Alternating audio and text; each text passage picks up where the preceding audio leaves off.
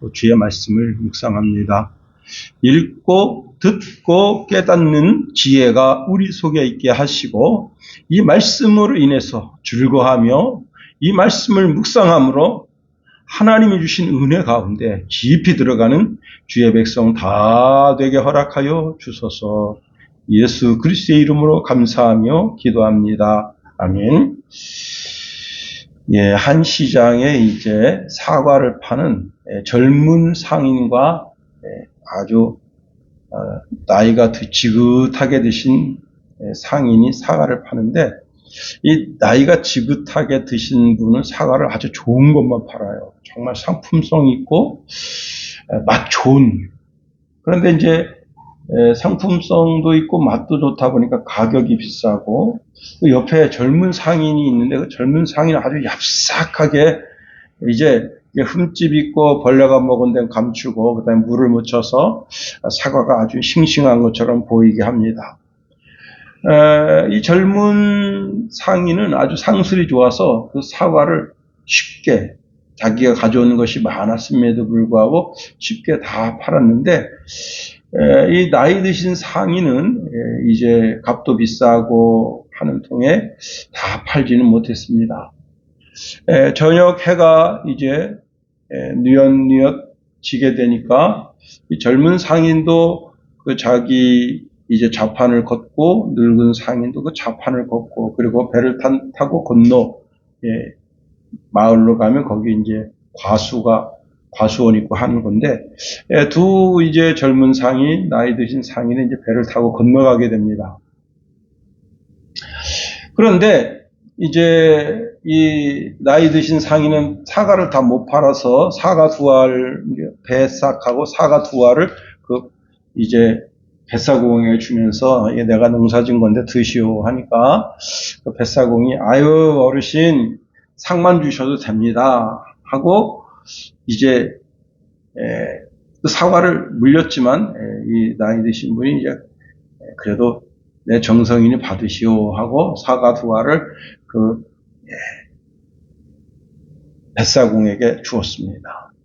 그런데 이 젊은 상인은 이제 자기가 가져온 사과를 다 팔아가지고 그 전대를 배에다 이렇게 꽁꽁 묶은 거예요.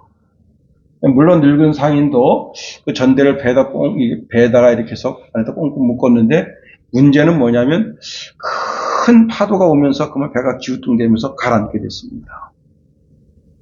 그때 이제 나이 든 상인이 힘도 없거니와 이제 뭐 이렇게 수영을 하려니까 이게 만만치가 않아요. 그리고 배에 있는 그 전대, 돈이 자기를 자꾸 가라앉게 하니까 그걸 풀어서 물속에다 던졌습니다.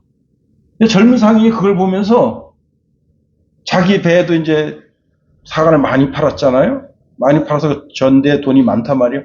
그런데도 불구하고 노인이 버린 그 전대를 보고는 욕심이 나서 그 전대를 쫓아갔습니다. 결국은 이 자기 그 노인이 버린 그 전대를 자기가 쟁취했는데, 문제는 뭐냐면 자기 전대도 무거운데다가 노인 전대도 무거워서 결국은 이제 그 물속에서 헤어나오지 못하게 됐다고 하는 겁니다. 자, 결국은 나이 든 상인과 그리고 이제 뱃사공 살았는데, 그 젊은 이제 상인은 그만 그 돈 욕심 때문에 그렇게 되어버린 겁니다. 이 이야기는 돈 이야기 같지만 사실은 양심에 관한 이야기가 하는 겁니다. 무엇이 늙은 상인을 살렸고 무엇이 젊은 상인을 죽였는가? 돈의 많고 적음이 아니라 양심이 살아있는가, 아니면 양심이 아직 그 돈에 대한 아주 집착, 그 욕심 때문에 자기 목숨을 하찮게 여기는 그런 어리석음에 빠져 있는가를 보여주는 겁니다. 말세의 한 징표가 무엇인가 하면 돈을 사랑하는 거죠. 돈을 사랑하는 것. 사도 바울은 종말 시대에 나타날 징조 가운데 여러 가지를 말하는데, 오늘 보면 2절에 자기 양심이 화인을 받아서 외식함으로 거짓말하는 자들이라 이렇게 말씀하고 있습니다. 오늘 우리가 이 한 절 말씀을 통해서 우리 심령, 우리 양심의 심령의 상태가 어떠한가, 또 이러한 욕심이 결국은 어떠한 신앙을 만들고 그 신앙이 결국은 우리를 어떻게 좌초하는가를 오늘 본문의 말씀에서 보여주고 있는 겁니다. 우리가 지난 시간에 1절에 후일에 어떤 사람들이 믿음에서 떠나라고 하는 말씀을 살펴봤습니다. 이 어떤 사람이 누군가 하면 바로 거짓 교사죠. 바울은 이들에 대하여 아주 강력하게 비판하고 있습니다. 사실 오늘 말씀은 아주 매우 무거운 말씀이라 그렇게 말씀드릴 수 있어요. 이 말씀은 위로의 말씀이 아닌 경고의 말씀이고 격려보다 진단하는 말씀에 가까운 겁니다. 그런데 이 말씀이 우리 영을 살리는 말씀이라는 사실이에요. 성도의 삶에 채찍이 없는 그런 그냥 오냐 하는 식으로 이제 성도의 신앙을 그냥 이렇게 부추기만 칭찬으로 부추기기만 하면 어떻게 되느냐. 옛말에 이런 말이 있습니다. 좋다 하면 할아버지 시험 뽑는다. 너무 좋게 대해주게 되다 보면 선을 넘고 분수를 모르고 버릇이 없어진다는 거예요. 신앙도 그와 같다 하는 겁니다. 과도한 관용은 성도로 하여금 오히려 무례와 방종을 부른다 하는 겁니다. 그래서 넘어지는 신앙은 반드시 자기가 지켜야 될 신앙의 선이 있다는 사실을 알아야 되는 겁니다. 우리가 하나님의 은혜는 우리를 방임하게 하는 것이 아닙니다. 하나님의 사랑을 우리 삶에 무조건적 허락하시는 것이 아닙니다. 때로는 관용도 있을 수 있지만 채찍도 있다는 사실입니다. 우리가 하나님의 말씀의 울타리 안에서 그 말씀을 지켜 준행하는 자가 얼마나 복된가를 알아야 됩니다. 첫 번째, 오늘 본문의 말씀을 통해서 살펴볼 것은 나 자신을 살펴보라는 겁니다. 바울은 디모데에게 교회를 맡기면서 마지막 시대에 반드시 나타날 위험을 말씀하고 있습니다. 그런데 그런 위험이 무엇인가 하면 막 박해가 일어나고 폭군이 일어나고 그래서 교회를 어지럽게 하는 것이 아니라는 거예요. 오히려 교회 안에 있는 성도들 가운데 믿음의 배신이 일어난다는 겁니다. 그것은 겉으로 보기에는 신앙이 좋은 것 같아 보이지만 결국은 신앙을 배교하는 자. 오늘날로 말하면요, 신천지들이 교회에 은근히 들어와서 아주 교회를 그냥 박살내버리는 거예요. 천호동에 있는 제법 큰 교회인데요. 이제 그 기독교인 컴퓨터 수리하는 분이 어느 날 신천지에서 컴퓨터가 망가졌다고 수리를 하러 맡기러 온 겁니다. 그래서 그 컴퓨터를 수리하다가 거기서 뭘 발견했는가 하면 신천지가 전국 교회 침투해 있는, 그러니까 여러분 그 교회에 침투해 있다고 하는 말이 어떤 말이에요? 그 보통 사람이 아니에요, 이 사람들은. 그 교회에서 인정받고 있는 사람이요. 장로, 권사, 또 집사, 안수집사, 때로는 전도사, 때로는 부목사, 이런 사람들이 그렇게 인정받는 사람들이 교회에 있는 걸 아는 거예요. 그래서 그 교회가 이제 이름을 대면 누구나 알 만한 교회입니다. 그 교회에다 대고 그 목사님한테 전화를 걸어서 당신네 교회 누구 그 명단을 딱 줬습니다. 그런데 그 목사님이 이렇게 한 거예요. 하하, 이거 거짓말입니다. 이렇게 목사들이 어리석습니다. 여러분, 자기가 신천지의 간첩으로 지금 그 광성교회인가 거기에 와 있는데, 여러분, 그래서 35%가 나간 겁니다. 그래서 정신 차려야 돼. 이러한 일이 있다는 겁니다. 자, 우리는 이들이 무엇을 가르치는가 보다 어떤 사람이 되었는가를 먼저 살펴보아야 합니다. 2절에 이렇게 말씀하고 있네요. 자기 양심이 화인을 맞아서 말씀하고 있습니다. 양심이 죽었다는 거예요. 양심이 화인을 맞아서라는 구절은 화인이라고 하는 건 불로 지진다는 거거든요. 불로 짓게 되면 그 지져진 그 부분의 감각을 잃어버린다는 겁니다. 이것이 양심에 대하여 쓰이고 있다는 거예요. 그러면 양심이 약해졌냐? 아닙니다. 양심이 죄에 대한 감각, 거짓말에 대한 감각, 살인에 대한 감각, 음란에 대한 감각, 이 모든 감각이 다 사라진 거예요. 그러니까 정명석이 그냥 엄청난 성행위를 하면서 그걸 옳다고 여기는 거예요. 예. 아무리 죄를 지어도 죄를 아프게 느끼질 않는 거예요. 거짓말을 하는데도 마음에 찔리지 않습니다. 영적인 신경망이 완전히 마비가 된 거예요. 제가 이제 부목사로 있을 때 목사님이 불렀습니다. 김 목사, 나 좀 보시오. 갔더니, 예. 그때 주일학교에 한 여자 집사님이 그 교회 근처에 이사 왔다 하면서 주일학교를 계속 들어오셨어요.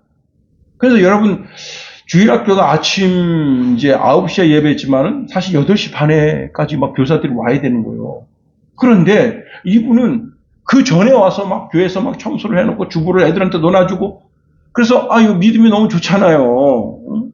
그래서 제가 그분을 이제 4학년 담임을 시키려고 그렇게 마음먹고 있었는데 담임 목사님 부른 겁니다. 그 사람한테 일체 아무것도 맡기지 마라. 이야, 뭔 줄 알아요? 여의도 순복음교회 간첩입니다. 그러고 얼마 있다 한 6개월 정도 있다가 성동 성전이 생겼습니다. 거기에 성도 끌고 가려고 우리 교회 온 거예요. 참 그렇게 못된 짓 하는 거예요. 그러니까 헌신의 권사님 조영규 목사 천국에 가니까 생명록에 이름 없다더라. 왜 그런 짓을 하냐 말이에요. 왜 양을 도둑질하고 그런 짓을 하냐. 참 정신 차려야 돼요. 이 세상 물량주의로 자꾸 교회를 키우려고 하니까 문제가 생기는 거예요. 약간 곁길로 갔습니다만은, 그렇습니다. 양심이 뭐냐? 양심은 하나님이 인간에게 주신 육과 영과 혼의 마지막 경고장치라는 거예요. 내 삶의 말씀이 들리지 않을 때가 있습니다. 내가 아무리 강력하게 성령의 인도함을 받고 싶어도 성령의 음성이 들리지 않을 때가 있어요. 때로는 내 육신의 이 욕심이 성령의 음성을 거부할 때가 있어요. 그럴 때 마지막으로 나를 붙잡아주는 경보장치가 바로 양심이라는 겁니다. 여러분, 소도둑이 내가 어느 날 밧줄 하나 잡았더니 거기 소가 달려있습니다. 이런 식으로 적반하장식으로 나가는 거예요. 그렇습니다. 바늘도둑이 소도둑 되는 것처럼 아주 작은 것에서 시작해가지고 나중에 점점 큰 것으로 아주 큰 죄악을 허용해도 그 마음에 꺼리낌이 없는 그런 죄악을 저지르게 되는 겁니다. 반복되는 불순종, 반복되는 자기 합리화, 그리고 자신의 형편과 처지를 말하면서 스스로 타협하는, 그래서 자기 양심이 완전히 다 기능이 마비가 된 거예요. 제가 아주 오래전에 이 사람의 의지가 얼마나 강한 거를 안 때가 있었습니다. 선배 목사님인데 그분이 간이 정지가 됐어. 간 기능이 정지가 됐어. 와. 그런데 며칠을 버티셨냐면 13일을 버텼어요. 인간의 의지가 굉장히 강합니다. 간이 이제 더 이상 간 기능을 못하는 거예요. 다른 장기가 그런 또 해독작용을 이렇게 도와준다네요. 13일. 전신에 그 독기운이 이제 퍼지는 거죠. 그래서 전신이 막 부어요. 그런데도 정신력으로 버티는 거예요. 사람이 참 대단해요. 그런데 양심이 화인받으면 그 양심이 일순간 모든 감각이 다 마비돼서 아무것도 깨닫지 못하게 되는 거예요.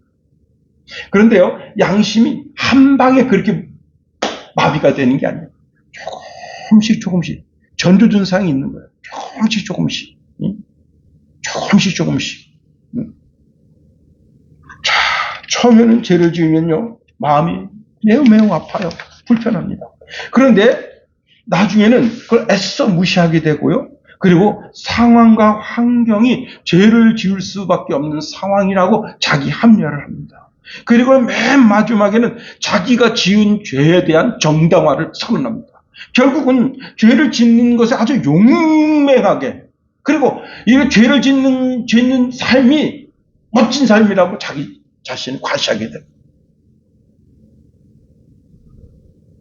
에베소서 4장 18절 19절에 이런 말씀 줍니다. 그들의 총명이 어두워지고 그들 가운데 있는 무지함과 그들의 마음이 굳어짐으로 말미암아 하나님의 생명에서 떠나 있도다. 그들이 감각 없는 자가 되어 자신을 방탕에 방임하여 모든 더러운 것을 욕심으로 행한다 말씀하고 있습니다. 이게 바로 양심이 화인받은 자가. 두 번째, 자, 어떤 자들이냐? 이 이방 선생들은, 이방 지도자들은 어떤 사람들이냐? 외식함으로 가면을 쓴 경건을 가진다는 겁니다. 아주 오래전에 한 자매가 저한테 이렇게 물어요. 그때 이제 제가 주일학교 가르치는, 그리고 학생회를 지도하는 선생님이었는데, 선생님, 성경에서 음부가 무엇이에요? 이렇게 묻는 거예요. 여러분, 이렇게 음부라고 하는 단어를 물어볼 정도면 그래도 좀 성경 좀 읽었다는 학생이에요. 그죠? 예. 왜냐하면 성경 안 읽은 학생은 음부라는 단어 자체를 끄집어내지 않습니다. 그런데 음부가 뭐예요? 일반적으로 남자, 여자 생식기를 가리켜서 음부라고 한단 말이에요. 그러면 성경에서 음부는 뭐냐? 이게 지옥입니다. 지옥. 예. 지옥이라고 하는 단어인데 옛날 성경을 개역 성경이라고 하는데 옛날 성경에는 이 음부라는 단어가 약 40번 정도 나와요. 그런데 지금 개역 개정에는 10번밖에 안 나와요. 그래서 음부라고 하는 단어가 지금은 쏙 들어가 있는데 그 음부라고 하는 단어가 주는 의미가 뭐냐면 지옥이라는 겁니다. 지옥. 자, 그런데 그와 비슷한 단어가 있어요. 외식이라는 단어입니다. 외식. 자, 외식이라고 하니까 오해해서 우리가 밖에 나가서 밥을 먹는 것을 외식이라고 하잖아요. 여러분 그 토요일 날 우리 가서 외식할까? 예. 그래서 주님 모시고 우리 주님 오늘 외식하겠습니다. 우리 같이 이제 이렇게 닭도리 달라서 먹든가 짜장면을 먹든가 외식하는 것을 생각하면 큰 오산이다. 그러니까 외식은 뭐냐? 마태복음, 마가복음에 주로 나오는데 겉보기에 좋게 꾸며서 드러내다라는 단어입니다. 그런데 이 단어가 어디서 유래됐는가 하면 이제 여러분 그 연극할 때 막 과정을 하잖아요. 수염도 붙이고 그다음에 구렛나루도 붙이고 눈도 이렇게 이렇게 그다음에 볼태기도 이렇게 안 되면 테이프를 막 붙이고 이렇게 해서 자기를 호랑이로 가장한다든가 또 여우로 가장한다든가 이렇게 자기가 아닌데 전혀 다른 사람으로 가장하는 것, 즉 연극 무대에서 가면을 쓰고 연극하는 배우를 뜻하는데 이것을 신앙적으로 보면 내면적으로 진실함이 하나도 없지만 남들이 보기에 겉으로는 경건한 척하는, 즉 연기하는 신앙이라는 거예요. 이걸 외식이란다. 외식. 예수님께서 당시 바리새인과 서기관들을 향해서 외식하는 자들이라 말씀하시면서 강력하게 비판했습니다. 예. 자, 그럼 외식하는 이유가 뭐예요? 나 이렇게 경건한 사람이야. 막 그냥 시장 어귀에서 두 손 들고 여호와여 막 기도합니다. 많은 사람들이 보면서 야, 저분 참 대단하네. 집에서도 열심히 기도하고 회당에서도 열심히 기도하고 시장 어귀에서도 우리를 위해서 축복 기도하는구만. 뭐예요? 사람으로 하여금 내가 경건하다라고 하는 뭔가 잘못된 신호를 보내고 있는 거예요. 그렇습니다. 다시 말하면 하나님께 올려줘야 될 영광을 자기가 쟁취하는 목적으로 경건을 가장하는 것. 그걸 외식이라 한다. 마태복음 6장 1절 이하에 보면 사람에게 보이려고 그들 앞에서 너희 의를 행하지 않도록 주의하라. 그리하지 아니하면 하늘에 계신 너희 아버지께 상을 받지 못하느니라. 그러므로 구제할 때 외식하는 자가 사람에게 영광을 받으려고 회당과 거리에서 하는 것 같이 너희 앞에 나팔을 불지 말라. 진실로 너희에게 이르노니 그들은 자기 상을 이미 받았느니라. 너는 구제할 때에 오른손이 하는 것을 왼손이 모르게 하여 내 구제함을 은밀하게 하라. 은밀한 중에 보시는 내 아버지께서 갚으시리라. 예. 최근에 이제 우리가 이제 얼마 전에 성탄절을 지냈잖아요. 성탄절 지내기 이틀 전, 충북의 한 면사무소 앞에, 봉구 트럭이 왔습니다. 근데 봉구 트럭을 여자분이 몰고 왔어요. 그래가지고, 그 뒤에 이제 이렇게 자동차 그 뒤에 문을 열고 거기서 막 라면 박스를 막 내려요. 라면 박스가 한두 개가 아닙니다. 한 거의 20, 30개 정도 돼요. 그렇게 내리고 라면만 있는 게 아닙니다. 막 햇반 가지고 막 큰 거 내리고 막 내리는데 동사무소 직원들이 날씨가 추우니까 다 안에가 있다가 어떤 분이 말하는 거예요. 저 자동차가 와서 뭐 자꾸 내리는데요.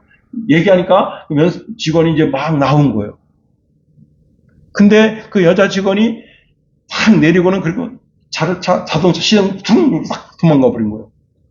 그리고 보니까 돈도 기백만 원 있습니다. 불의 도와주라고. 불의 도와주라고. 응? 여러분, 라면 박스 30박스 정도면 얼마나 할까요? 한 3만원, 10만원짜도 3, 그거 100만원 아니에요? 그리고 돈도 한 2, 300만원 정도 놓고. 정말 저는 이분은 그리스인이라 그런 생각 들더라고요. 옳은 소리라는 것을 현실이 모르겠다. 그런데 여러분, 정치인들 어떻습니까? 제가 이제 KBS 9 뉴스 이렇게 끝날 때 보면 뭐 어디서 뭐 얼마 있다, 어디서 얼마 있다. 더 이상 뭐 얘기는 안 하겠습니다만 하여튼 그래요. 자, 이러한 그 형식주의적 신앙, 그것은 하나님께로부터 멀리 떠나고 입술로는 겉모양으로는 거룩한 척 야단 법석을 떨지만 그 심령 가운데는 뭔가 취하려고 하는 은근히 은큼함이 그 속에 들어있는 거예요. 그래서 여러분, 겉모양은 아름답게 꾸민 것 같지만 그 속은 썩어져가는 무덤과 같다는 거예요. 그래서 예수님 이런 말씀하십니다. 마태복음 23장 27절 28절에 화 있을진저 외식하는 서기관들과 바리새인들이여 회칠한 무덤 같으니 겉으로는 아름답게 보이나 그 안에는 죽은 사람의 뼈와 모든 더러운 것이 가득하도다. 이와 같이 너희도 겉으로는 사람을 옳게 보이되 안으로는 외식과 불법이 가득하도다 말씀했습니다. 그렇습니다. 여러분, 주님은 우리에게 외식하는 신앙인이 되지 말라 말씀하십니다. 예. 찬송하고 죄를 고백하고 성시교독하고 여러분 또 묵상하고 헌금하고 봉사하고 이런 모든 종교적 행위 일체가 사람에게 보이려고 하는 행위가 되지 말게 하라는 거예요. 하나님이 내 마음 중심을 살피신다는 거예요. 사람은 겉껍데기를 봐요. 할 수 없어요. 그런데 하나님은 내 심령 중심을 보신다는 겁니다. 내가 하는 모든 예배 행위의 일체가 내가 세상에서 나가 사는 삶의 모든 것이 다 정말 하나님 중심인가 아니면 사람에게 보이려고 하는 외식적인 신앙입니다. 그런데 자, 여기 지금 외식하는 주체가 누굽니까? 이단 사입이다. 야, 여러분 이번에 이제 여호와 증인인가요? 문선명 그 마누라, 야, 미친년입니다, 미친년. 미국 LA 가서 이걸 했는데 600억을 날렸다잖아요. 그런데 그 돈이 무슨 돈이냐? 자기 비자금이라는 거예요. 근데 여러분 그 비자금이 도대체 뭐예요? 성도들 헌금이잖아. 응? 참 기가 막힌 겁니다. 아유, 그래도 아직도 거기에 몸담고 거기서 참 그러고 있는 그 밑에 있는 사람들, 우리 참 최고 불쌍한 사람들이죠. 그렇습니다. 여러분, 이 영적인 이단 사이비들이 거룩한 척, 영적 깊이가 있는 척, 자기 자신을 가장하는데 그게 왜 그런 거예요? 여러분, 예레미야 19장 9절에 보니까 만물보다 거짓되고 심히 부패한 것은 마음이라 누가 능히 이를 알려마는 것입니다. 심히 부패했다고 하는 것은 마음이 썩었다는 거예요. 고칠 수 없는 치명적인 병에 걸린 상태에 있다는 거예요. 다시 말하면 사람의 경건이라고 하는 것이 사실은 가만히 들여다보면 사람의 경건이라고 하는 것이 자세히 들여다보면 무엇과 같으냐? 치료 불가능한 영적인 질병에 걸린 것과 동일하다는 겁니다. 인간의 의지나 스스로의 교육이나 그 무엇으로도 깨끗하게 될 수 없는 상태가 인간의 마음의 상태예요. 그렇습니다. 인간은 전적인 오염 상태다. 자신의 지성, 감정, 의지, 그 모든 것이 다 병들어 있다는 거예요. 그래서 우리는 늘 항상 뭐예요? 하나님 말씀에 자기 자신을 비춰보지 않으면 아주 쉽게 상하는 상아와 같다.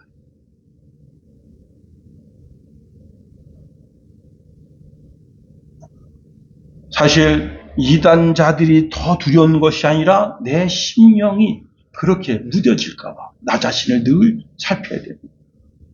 예레미야 17장 10절에 나 여호와는 심장을 살피며 폐부를 살피며 각각 그의 행위와 그 모든 행실대로 보응한다 말씀하십니다. 그렇습니다. 세 번째로 거짓말하는 자들이라 했습니다. 2절 하반절에 거짓말하는 자들이라라고 하는 표현은 단순하게 거짓말을 하는 사람들이 아니라 의도적으로 거짓말하는 자들이라는 거예요. 그래서 이것은 영적으로 보면 거짓의 아비가 누구예요? 마귀잖아요. 마귀. 이 거짓말하는 자라는 단어를 자세히 살펴보면 형용사가 아닌 명사로 쓰였다는 겁니다. 이게 뭐냐면 이 사람들의 정체성을 규정하는 단어예요. 이 사람들을 입으로 내뱉는 말은 99%는 진실 같아. 그러나 그 1%가 거짓이에요. 아주 의도적으로, 구조적으로 거짓을 내뱉는 겁니다. 여러분 그 최근에 430만 원 김치 사건 들어보셨어요? 네.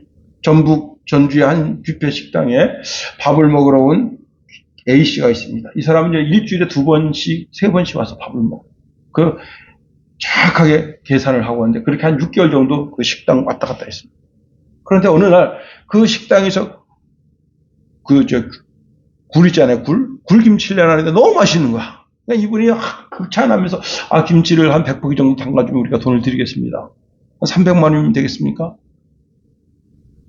그래서 이제 우리는 그렇게 많이 담글 수가 없다고. 좀 담가주세요. 하도 요청하니까 이제 그러면 그렇게 하겠습니다. 근데 여기 추가 주문이 들어간 거예요. 갓김치도 해달라, 총각김치도 해달라. 그래가지고 430만 원어치. 재료값만 한 200만 원 들어갔대요. 그리고는 김치를 싹 가져가고 돈을 안 보내는 거예요. 그렇게 차일피일 입은 게 한 3개월 정도 됐어요. 이제 입금이 안 되니까 이제 자기 아내가 여자가 상대해서 그런가 보다 자기 남편한테 좀 체근 좀 하라 그렇게 했는데 결국은 이 사람이 뭐라 했는 줄 알아요? 나 국정원 직원인데 이렇게 나온 거예요. 그래가지고 도저히 안 되겠다 그래가지고 지금 고소를 한 상태예요. 그 일 이후에 어떻게 되는지 모르겠는데 이 사람이 계속 내일 지금 돈이 당장 급해서 내일 입금할게요. 내일 전에 또 한 2, 3일 있다 전화할게요. 아버님이 좀 병원에 가서 돈이 급전이 필요해서 계속 뻔스니. 여러분 의도적으로 구조적으로 거짓말하는 자라는 거. 절대로 실수나 오해나 미성숙한 인격으로 빚어지는 일이 아니라 알면서도 거짓하고 왜곡하고 반복적으로 속이는 사람이라는 거예요. 1절에 보면 이런 사람을 미혹하는 영과 귀신의 가르침을 따르는 자들이라고 말하고 있습니다. 다시 말하면 인격을 가진 자가 영적인 교사 위치에 있는데 그 입으로 하는 모든 것이 다 뭐예요? 미혹하는 거예요. 다시 말하면 이 사람은 영혼의 살인자들. 이 사람은 지옥의 길을 안내하는 자라 하는 겁니다. 그래서 이들에게 속으면 안 되는 거예요. 그래서 바울은 이들을 거짓 교사라고 하지 않고 거짓말하는 자들이라고 한 겁니다. 다시 말하면 일부러 도덕적인 언어를 사용하는 거예요. 이단이란 교리적 용서보다 거짓말하는 자들이라는 윤리적 단어를 선택하고 있는 겁니다. 자, 이들을 살펴보면 자기 양심이 화해 맞았어. 여기서 아주 중요한 것이 있습니다. 우리 자신이 어찌해야 되는가 하는 겁니다.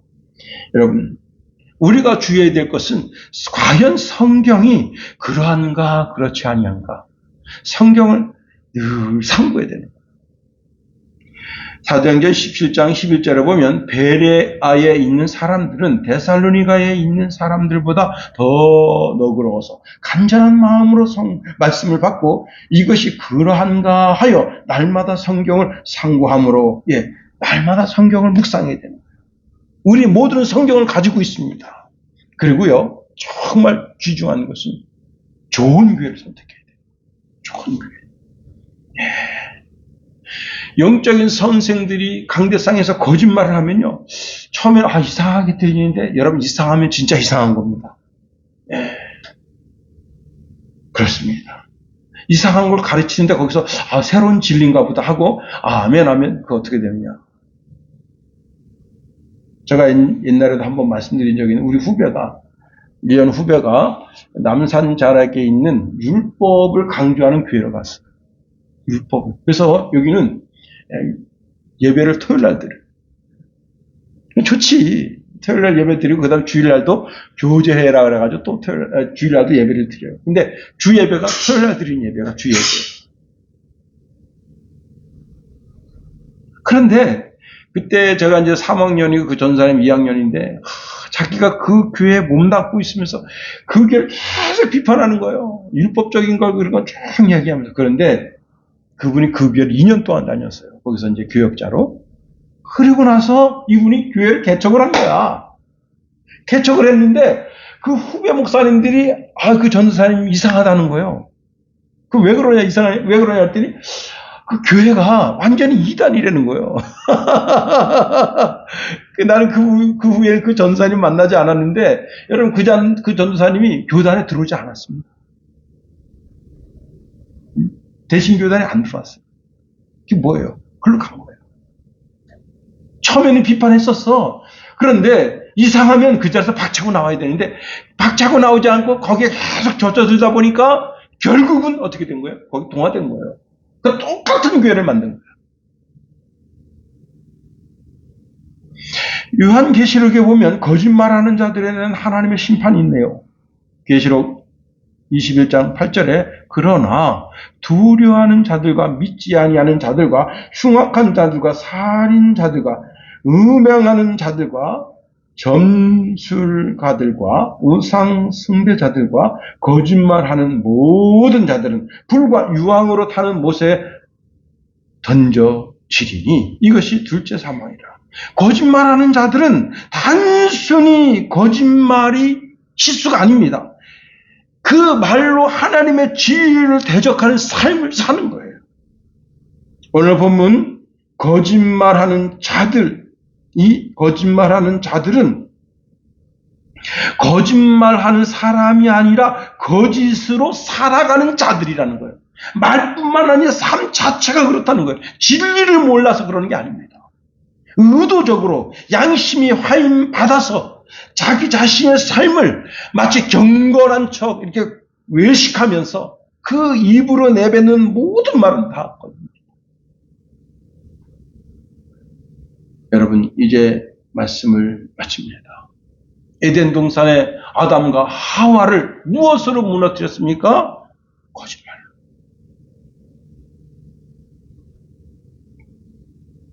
언제나 거짓말의 목적은 영혼의 파멸이에요. 그래서 마귀가 온 것은 어떻게 해요? 사람을 죽이고 멸망의 길로 가기 위해서 온 거예요. 그렇습니다. 이미 에덴 동산에서 그 일이 있었습니다. 그러면 우리 삶에 있죠. 그러므로 늘 우리가 말씀의 거울에 비추어 선한 양심으로 살아가고 정말 거짓은 입 밖에도 내지 않으려고 몸부림치고 정말 울고든 말을 해서 하나님께 영광 올려드리고 많은 사람들에게 은혜를 끼치는 저와 여러분이 되기를 예수님의 이름으로 축원해 드립니다. 기도하겠습니다. 하나님, 우리를 붙드시며 인도하소서. 주의 크고